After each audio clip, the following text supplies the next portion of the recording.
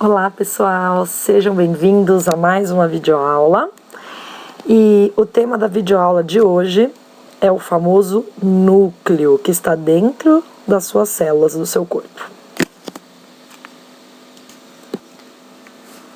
Bom, gente, o foco da videoaula é núcleo.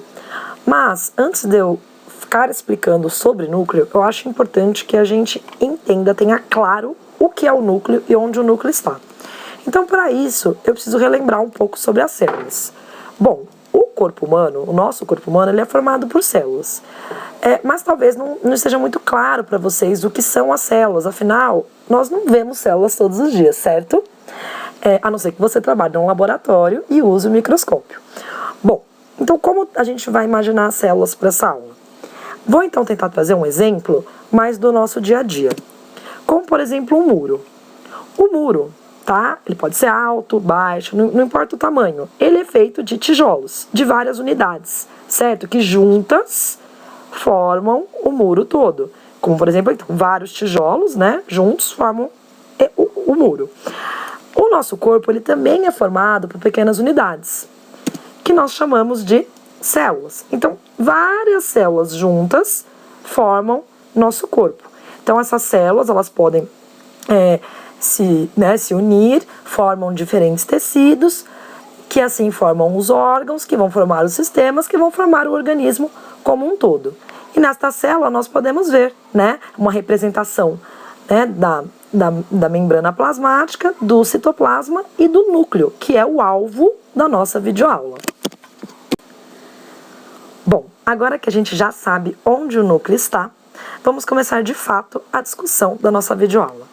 E para isso, eu gostaria que a gente pensasse juntos nessa pergunta. Por que os humanos têm características diferentes se todos são formados por células? Então, nesse quadro pintado por Tarsila do Amaral, nós podemos observar a grande diversidade de características, né, que os seres humanos apresentam. Entretanto, todos têm em comum a formação de seu organismo por células, mas mesmo assim apresentamos essas diferentes características. Então, o que será que nós temos em nosso corpo que nos faz ter a capacidade de termos características tão diferentes? A resposta para essa pergunta não vai ser dada agora. Nós vamos fazer então a discussão do tema, né, da videoaula, que é núcleo, e ao final desta aula nós vamos tentar discutir e tentar responder a esta pergunta. Então vamos nos aprofundar mais no assunto núcleo. Então aqui nós temos uma representação da célula que forma o nosso corpo, que é uma célula eucarionte, que significa que é uma célula que tem o núcleo. Então agora nós vamos dar um destaque no núcleo, e dentro desse núcleo nós temos o famoso DNA, o material genético. Mesmo que você não saiba o que é núcleo, com certeza já ouviu falar de DNA. Então o DNA é uma molécula que fica dentro do núcleo, que contém os genes, que são responsáveis pelas características do nosso corpo. Essa molécula de DNA, ela fica organizada em diferentes níveis de empacotamento. Essa molécula se enrola. E quando ela está muito enrolada, nós damos o nome de cromossomo, que é um possível nome que você também já deve ter escutado. Então, dentro do núcleo, nós temos a molécula de DNA, né? Na verdade, nós não temos uma, nós temos 23 moléculas de DNA que vieram do seu pai e 23 de moléculas de DNA que vieram da sua mãe. Então, na verdade, você tem 46 moléculas de DNA que ficam guardadas aqui no núcleo. E em alguns momentos do seu desenvolvimento, essa molécula vai estar super enrolada na forma que nós chamamos de cromossomo, certo? Que fica dentro do núcleo, dentro da célula eucarionte. Então, como eu disse lá no slide anterior, o material genético que você apresenta dentro do seu núcleo, que fica na sua célula, ele tem material genético da sua mãe e do seu pai. Na verdade, lá, né, na formação da primeira célula do seu corpo, o espermatozoide do seu pai carregava metade do material genético que a sua célula apresenta e o óvulo da sua mãe tinha a outra metade desse material genético. Então, para falar mais um pouco sobre o DNA, Novamente eu vou usar um exemplo mais concreto. Então vamos imaginar que esse retângulo aqui é uma estante de livros. E que a informação genética que você tem no seu núcleo, na verdade são livros. Vamos pensar que são livros. Livros que trazem receitas. Então nós temos lá dentro do nosso núcleo um livro chamado cromossomo 1, que tem várias receitas, como por exemplo a sua cor de cabelo, cor de pele, características do seu corpo, enfim.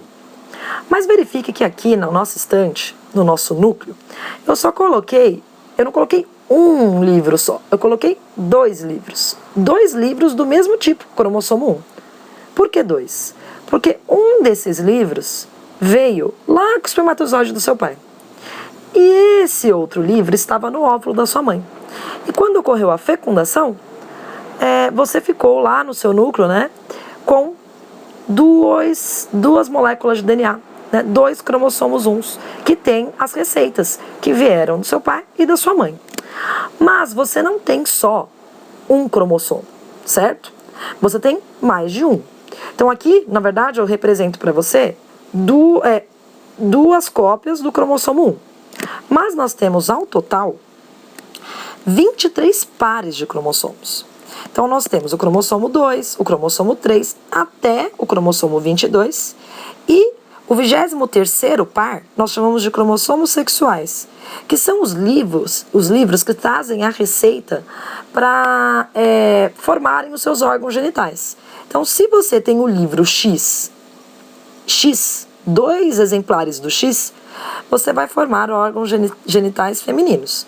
Se você tem o X e outro livro que veio é o Y, você vai formar órgãos genitais masculinos. Então observe que todos os seus livros, eles estão em dupla. Porque lembre-se que uma cópia de cada um desses livros veio do seu pai e a outra cópia da sua mãe. Então o seu pai mandou o cromossomo 1, cromossomo 2, cromossomo 3 até o 23º. E sua mãe também tinha uma cópia de todos esses livros. E quando eles se juntaram, formou a primeira célula do seu corpo, você tem esses livros em dupla, certo?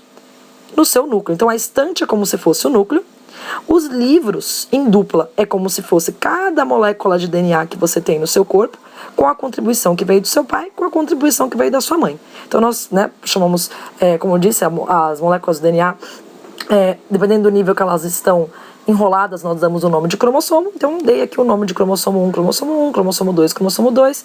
Então imaginando, cada um desses livros trazem as receitas para formar as características que você tem no seu corpo.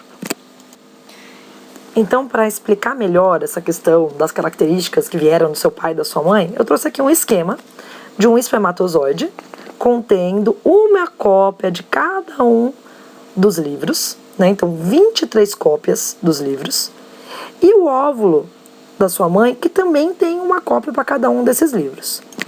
Quando ocorreu a fecundação, formou-se a primeira célula do seu corpo, que é o zigoto.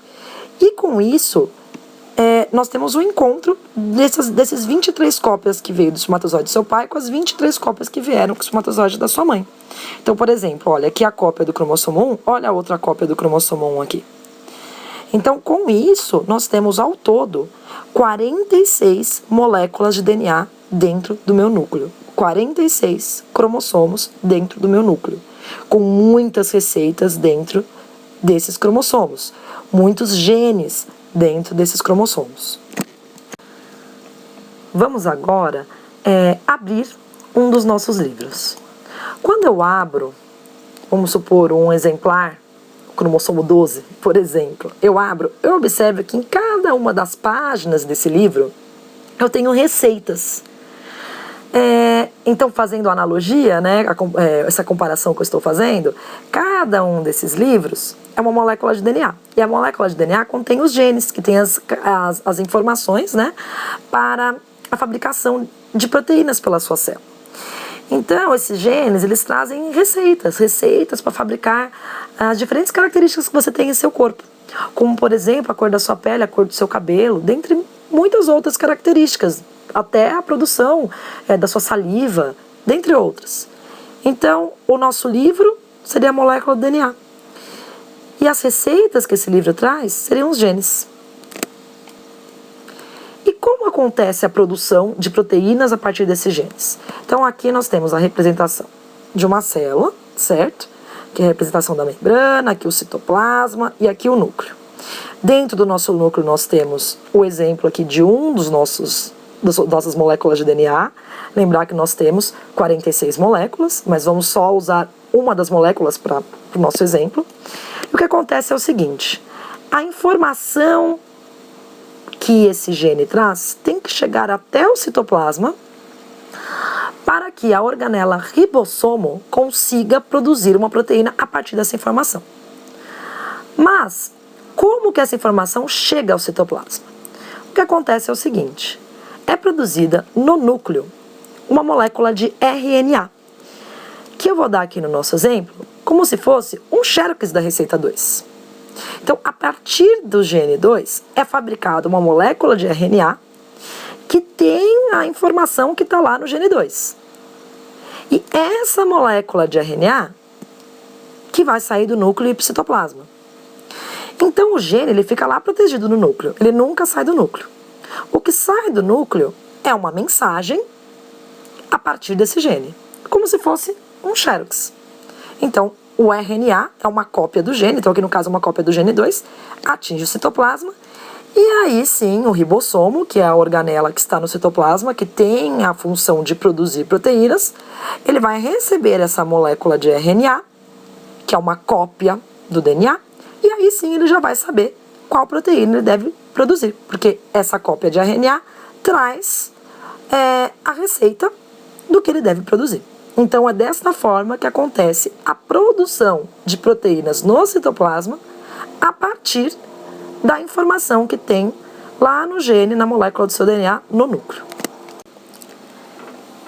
Então, agora, vamos pensar em uma outra questão. Se você já entendeu que você recebe do seu pai, né, livros contendo receitas, e da sua mãe também, livros contendo receitas, se você recebe de seu pai uma receita para uma determinada característica e de sua mãe outra receita para essa mesma característica, você já pensou qual das duas receitas vai ser seguida pela sua célula? Observe que essa receita, né, o gene 1, ela não é igual à receita trazida pelo livro de sua mãe. Aqui eu tenho AAT, aqui, por exemplo, AAA. Podemos observar que no decorrer desse gene também temos alterações. Então, os genes, para uma mesma característica, podem trazer receitas diferentes, ok? Afinal, você tem características que você identifica que puxou ou para sua mãe ou para o seu pai, certo? Então, agora, vamos pensar num exemplo que é o da orelha. Então, imagine que o seu pai tem a orelha solta nesta região. E a sua mãe apresenta essa orelha presa. E você nasceu com a característica parecida com a do seu pai, com a orelha solta. Agora, o que será que aconteceu com a receita para a orelha presa que a sua mãe te mandou? Já pensou nisso? Você nasceu com a característica parecida com a do seu pai. O que acontece é que uma das receitas foi seguida, no caso, a receita do pai, e a outra não. Isso porque o gene do pai foi dominante em relação ao gene da mãe. É como se o livro que contém a receita da mãe fosse bloqueada de ser lida. Então, essa receita não é lida. Assim, a receita trazida pelo gene do pai foi lida e a orelha ficou com a característica parecida com o pai. Quem estuda todo esse mecanismo que eu expliquei aqui é a área da biologia chamada genética, que é uma área muito interessante. Agora, então, vamos tentar responder aquela pergunta do início da aula. Por que os humanos têm características diferentes se todos são formados por células? Por que será? Porque as receitas são diferentes. Os genes que nós temos lá no núcleo de nossas células não são iguais. Desta forma, temos uma grande diversidade de características em nossa espécie, devido ao DNA e seus genes, que são diferentes, né, de pessoa para pessoa. Isso é muito interessante e muito legal. Eu gostaria de agradecer muito a atenção de vocês e dizer que foi muito bom produzir essa videoaula e eu espero que eu tenha ajudado vocês. E se vocês tiverem alguma dúvida, deixa aí no canal que eu tento responder na medida do possível.